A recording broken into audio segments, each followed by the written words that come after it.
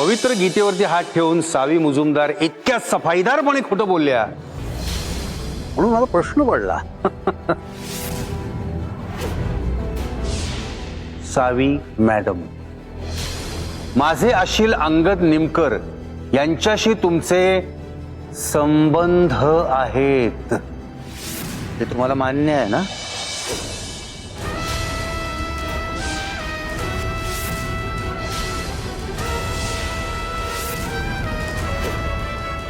म्हणजे तुमची त्यांच्याशी ओळख आहे की नाही?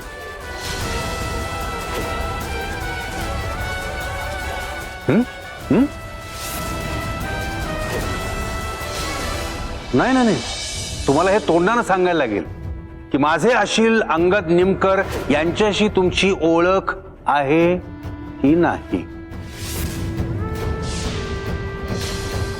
हो. Point to be noted my Lord.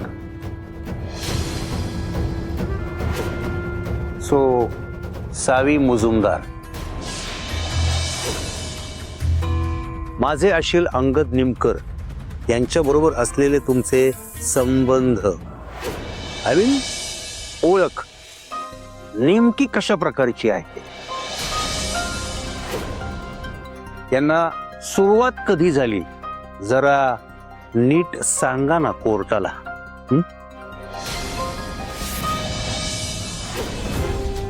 त्यांच्या हॉटेलच्या प्रमोशनसाठी त्यांनी मला अप्रोच केलं होतं. ओ, म्हणजे अंगद यांनी तुम्हाला कामासाठी अप्रोच केला आणि तुम्ही ते काम घेतलं की त्याआधी तुम्ही त्यांची काही चौकशी केलीत? तेवढं तर केलंच असेल ना? चौकशी असं नाही, खरं त्याने 2-3 वेळा मला सांगितलं होतं की तो भाऊंचा म्हणजे भाऊराव नाईकांचा विद्यार्थी आहे. हा, आणि म्हणून मी. अच्छा, म्हणजे तुमचं काम करण्याचा क्रायटेरिया हा आहे की त्यानं भाऊंचा विद्यार्थी असायला पाहिजे, बरोबर?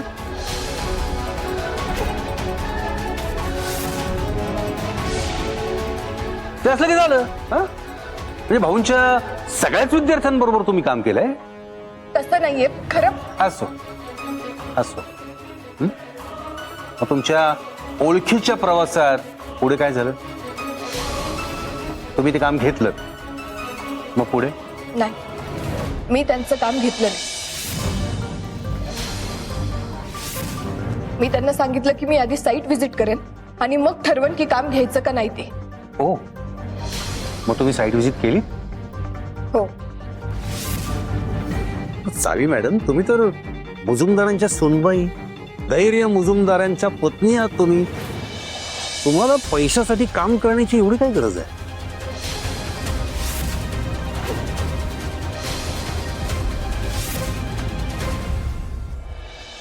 माय लॉर्ड, मला वाटतं हे सगळं खोटं आहे. कारण कोल्हापुरातल्या प्रत्येक पोराला माहिती आहे की मुजुमदारांच्या घरातल्या पुढच्या 7 पिढ्यांना कुठलाही काम धंदा करायची गरजच नाहीये. अहो, पण मला पैशांची गरज होती तेव्हा आणि म्हणून. Point to be noted my Lord.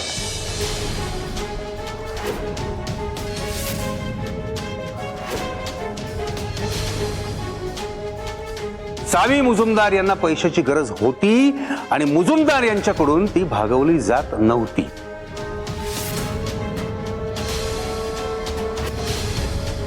पुढे काय झालं? पुढे काय झालं मग सावी मॅडम? पुढे काय झालं? मी त्यांच्यासोबत साईट व्हिजिट केली आणि मग त्यानंतर ठरवलं की एकत्र काम करूयात.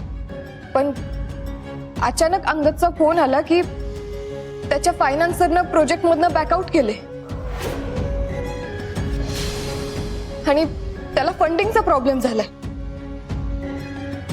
आणि त्याच्यानंतर त्यानं मला एक गळ घालायला सुरुवात केली.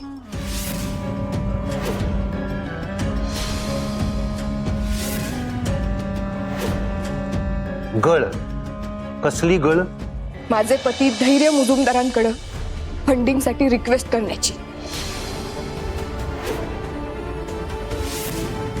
मी त्याला जमलं तर बघूया असं कळवलं सुद्धा होतं.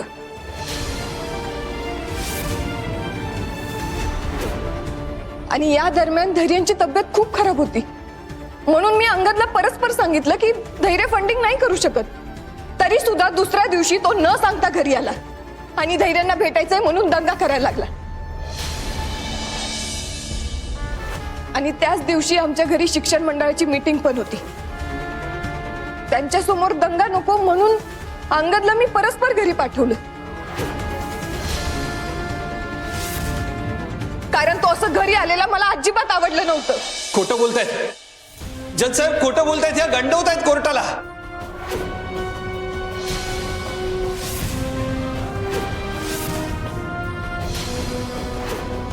अहो, ह्यांनीच मला घरी बोलवलं त्यांच्या धैर्य साहेबांना भेटायला म्हणून. आणि एवढं पण नाही, म्हणाल्या की अंगद तुम्ही काळजी नका करू, मी धैर्य सरांकडून तुम्हाला फंडिंग मिळवून देते. हो, म्हणून मी घरी गेलो यांच्या. पण घरी गेल्यावर हाकलवून लावलं हो यांनी मला. हाकलवून लावलं घरातनं बाहेर साहेब. युअर ऑनर, मी असं काही बोलले नव्हते. म्हणजे मी यांना बोलवलंच नव्हतं आणि यांना फंडिंग मिळवून देईल असा शब्द पण मी दिला नव्हता. खोटं बोलतायत या, साफ खोटं बोलतायत नाही कोर्टासमोर. युअर ऑनर, मी खरंच सांगते, मी असं काही बोललेच नव्हते. हा बोलल्या खोटं होत्या बोलतोय. जज साहेब, बोलल्या होत्या ह्या. नाही, हा खोटं बोलतोय. मी असं ह्या खोटारड्या आहेत. Order order. मिस्टर डोईफोडे, तुम्हाला काय वेगळी समज दिली पाहिजे का? मिस्टर हरी, तुम्हाला दुसऱ्यांदा सांगतोय, तुमच्या आशिलाला प्रोटोकॉल समजावा. डोईफोडे, तुम्हालाही परत सांगणार नाही. Yes your honour, really pardon us. पण माझे अशील सध्या ज्या मानसिक अवस्थेतून जात आहेत तो खूप मोठा आणि गंभीर आहे. आणि त्याचमुळे माझ्या अशिलाच्या मनाचा संयम, त्यांचा तोल हा ढासळतोय. मग त्यांना रिकव्हरीसाठी आधी पाठवूया का? No my lord, not needed. पण हा, there is my objection. Savi Naik जे काय बोलतायत ते अत्यंत खोटं आणि सत्याची मोडतोड करणार आहे.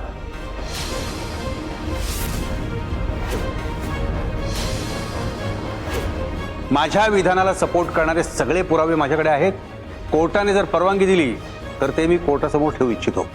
ग्रँटेड, सादर करा.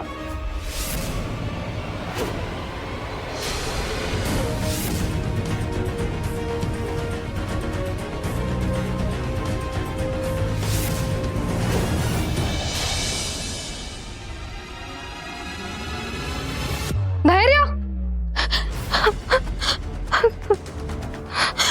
धैर्य, धैर्य, काय होतंय तुम्हाला? धैर्य, उठा. धैर्य, धैर्य, उठा.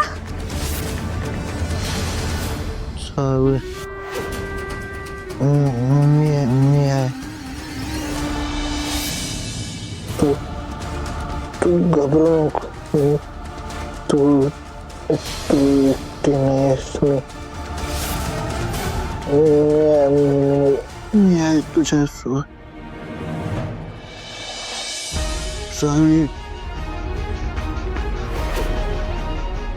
धैर्य, धैर्य, उठा. धैर्य, उठा. उठा धैर्य. हळू, सावकाश.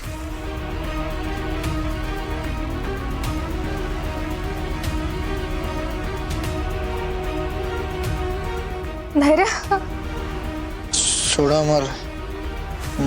मला सावी हक्का मारते. मला बोलवते. धैर्य, अहो, काय बडबडताय तुम्ही? धैर्य, कोणीच नाहीये तिकडे. सावी कोर्टात गेलीये. तिची केस सुरू आहे ना, माहितीये ना तुम्हाला? पण मला पण तिला गरज आहे माझी. मला गेलं पाहिजे. मला गेलं पाहिजे. धैर्य, धैर्य, हे ना फक्त तुम्हालाच वाटते अहो. पण तिला तुमची काही गरज नाहीये. हे तीच सांगून गेलीये स्वतः. मला धैर्य कोर्टात नकोय असं स्पष्ट बोलून गेलीये ती. अरे अहो, सोडा ना तिचा विषय. तुम्ही आराम करा बरं. चला, मला आरामाची खूप गरज आहे. उठा.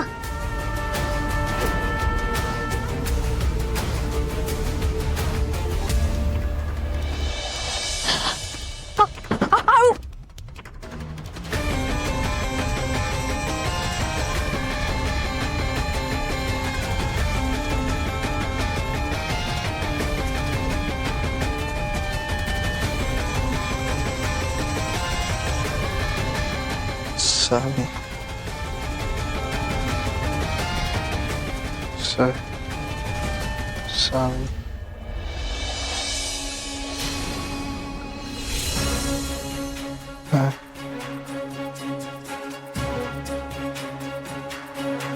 सावी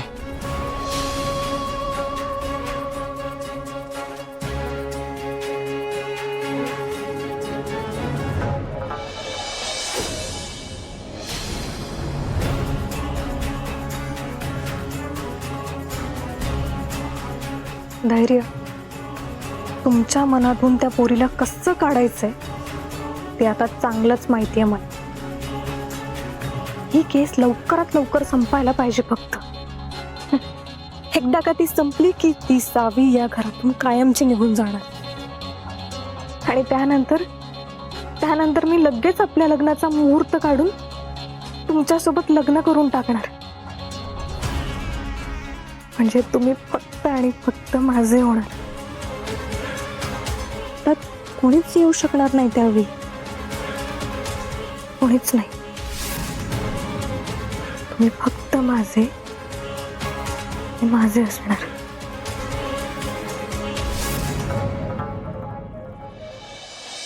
ह्या गीतेवर हात ठेवून तुम्ही शपथ घ्या की मी जे काही बोलेन ते खरं बोलेन. मी जे काही बोलेन ते खरं बोलेन, खोटं सांगणार नाही.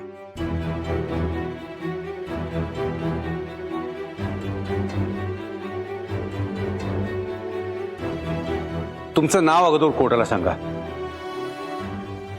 नमस्कार, माझं नाव शिरीष कुलकर्णी. कुलकर्णी साहेब, तुम्ही यांना ओळखता?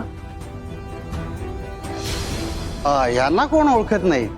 ह्या धैर्य मुजुमदार यांच्या मिसेस आणि भाऊराव नाईक यांची नात. या नात्यानं मी यांना खूप वेळा भेटलोय आणि बोललोय सुद्धा. अच्छा, म्हणजे धैर्य मुजुमदार यांची बायको आणि भाऊराव नाईक यांची नात हे सोडलं तर यांची काही फारशी ओळख नाहीये. विशेष ओळख म्हणजे ह्या खूप छान ब्लॉग करतात आणि त्यासाठी त्या फेमस पण आहेत. तुम्ही यांचे ब्लॉग्स बघितलेत? Objection your honour. Advocate Doi पुढे या केसशी काही संबंध नसलेले प्रश्न विचारताय. संबंध आहे माय लॉर्ड, संबंध आहे. Please let me complete. I am coming to my point. Objection और कंटिन्यू मिस्टर डोईफोडे. थँक्यू. तर तुम्ही बघता त्यांचे ब्लॉग? अख्ख्या कोल्हापूरनं यांचे ब्लॉग बघितले असतील. मध्यंतरी यांचे आणि धैर्य मुजुमदार यांचे काही वाद झाले होते. त्यांची समजूत घालण्यासाठी म्हणून यांनी खूप सारे ब्लॉग वगैरे केलेले होते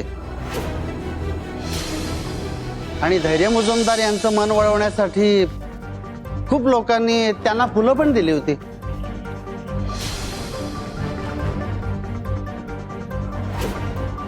मिस्टर डोईफोडे, यातून काय प्रूव्ह करायचंय तुम्हाला? पॉइंटवर येणार म्हणाला होतात ना? येस येस माय लॉर्ड, ऑफकोर्स. तर मला सांगा, धैर्य मुजुमदार आणि यांच्यातले वाद मिटले की नाही?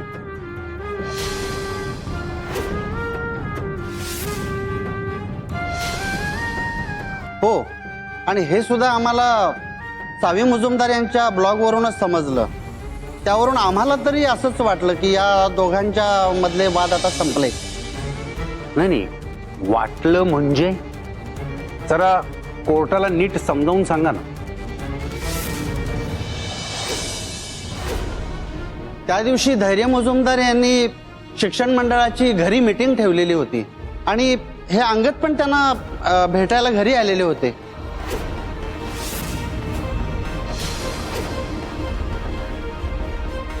पण सावी मॅडम खाली आल्या आणि धैर्य सर त्यांना भेटू शकत नाहीत असं सांगितलं. हो, कारण धैर्य तेव्हा आजारी होते. त्यांच्या मनावर आधीच ताण आला होता, म्हणून मी भेटू दिलं नाही. आणि त्यात तो अंगद न सांगता घरी आला होता.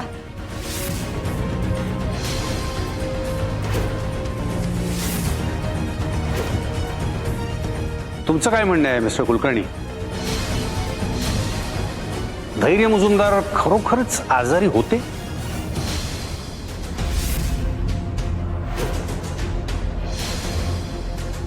मला तर नाही वाटत.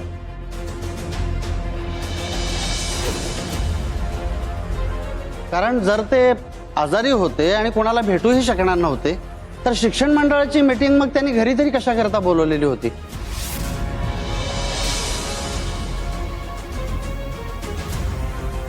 कारण अंगद ज्यावेळी तिथं आलेले होते त्यावेळी ते खूपच गयावया करत होते की मला धैर्य सरांना भेटायचंय, माझं महत्वाचं काम आहे, मला भेटू द्या, सारखी विनंती करत होते.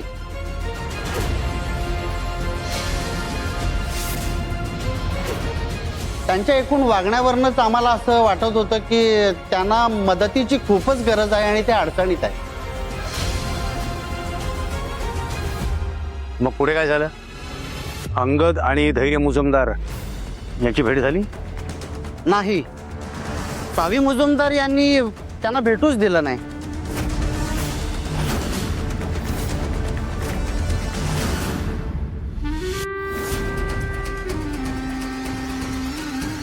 अभि मॅडम, थँक गॉड तुम्ही भेटलात.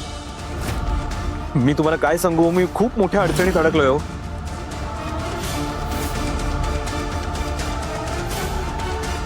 सावी मॅडम, प्लीज धैर्य सरांना बोलवता का?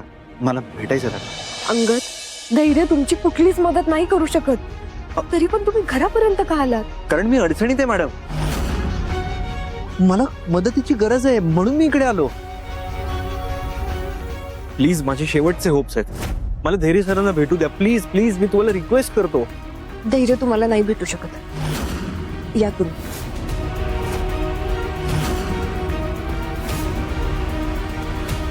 कुठे आहे तो अंगद? आत्ताच गेला तो. त्याला मीच सांगितलेलं जायला. खोटं का बोलली त्याच्याशी? की खरंच तुला असं वाटतंय त्याची आणि माझी भेट होऊच नये म्हणून?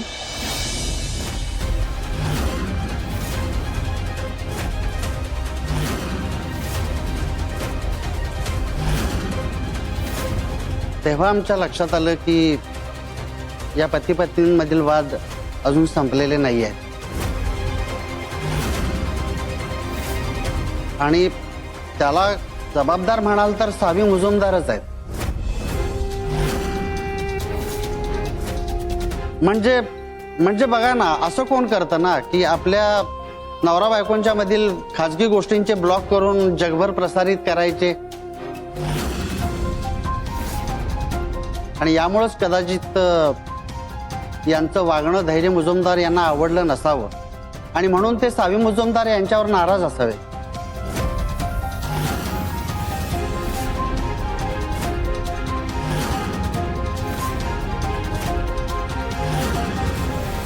Objection your honour. इथं माझ्या अशिलाच्या पर्सनल आयुष्यावर कमेंट केली जाते. इथं तुम्हाला जेवढं विचारलंय तेवढंच उत्तर द्या. माय लॉर्ड, मला जे प्रश्न विचारायचे होते ते विचारून झालेले आहेत. मिस्टर हरी, तुम्हाला काय यांना विचारायचं आहे का? No sir, thank you. थँक्यू. तुम्ही जाऊ शकता. पण माय लॉर्ड, हा मुद्दा खूप महत्वाचा आहे की सावी मुजुमदार आणि धैर्य मुजुमदार यांच्यामध्ये वाद होते आणि आजही आहेत. आणि याला जबाबदार फक्त आणि फक्त सावी मुजुमदार आहेत. त्यांचं वागणं आहे आणि त्यांचं हेच वागणं धैर्य मुजुमदार यांना खटकलेलं असणार, त्याचा त्यांना त्रास होत असणार.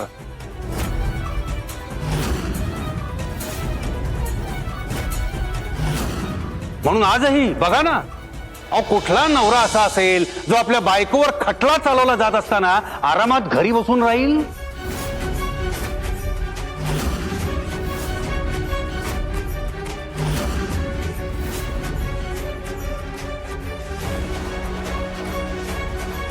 कुठे आहेत धैर्य मुजुमदार?